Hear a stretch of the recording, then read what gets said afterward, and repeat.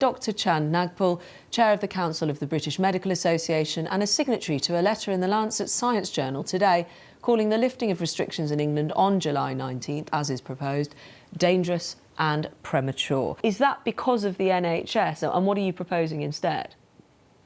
Well, first of all, I think we really need to dispel this idea that we've broken the link with hospitalisation. It's diluted, but we have about 3 times as many people on ventilators than this time last month.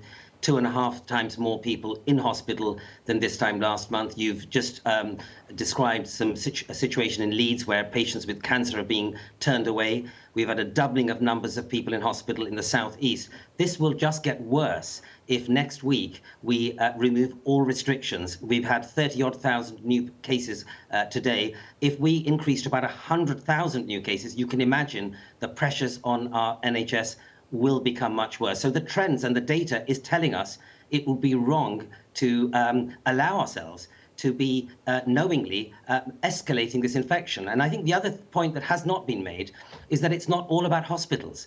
You know, there are a lot of people who are very ill with COVID that don't end up in hospital. About 2 million have been suffering long COVID symptoms of more than 3 months. The government has invested £100 million on long COVID clinics, 89 of them across England, and all GP practices have been encouraged to provide services for long COVID patients. So please let us not ignore the burden of illness. And if those people are ill, they're not contributing to the economy, they're not working, they are ill.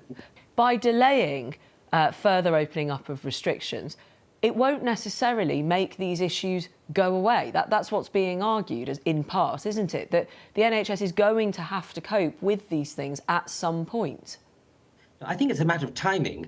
I mean, even the World Health Organization has also spoken out about how odd it is that a nation that's seeing escalating spread of infection is choosing to end all restrictions. It's unparalleled. There's no other nation taking this approach. It defies public health logic. Next week, we will be having no mandation of wearing face coverings. If you imagine a single train journey of a crowded carriage, the idea that no one is required to wear a face covering is just a recipe for spread of infection.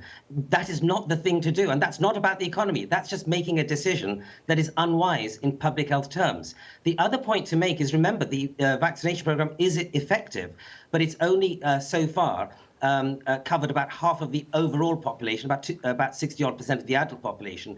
Once we can actually vaccinate the majority of the population, we of course will then be able to control the spread of the virus. So it's more a case of timing. And at the moment, it just seems odd, or rather, I think it would be, I would even say it's irresponsible to say that there is no restrictions. The idea of Freedom Day in 1 week's time is not the right thing to do to safeguard the nation's health. So this isn't actually about indefinite lockdown. We're not even in a lockdown. It's not about indefinite restrictions. It's about at least making sure that some targeted measures are retained. And the idea of having no restrictions at all in a week's time just seems to be folly, given all the evidence we're seeing in front of our eyes.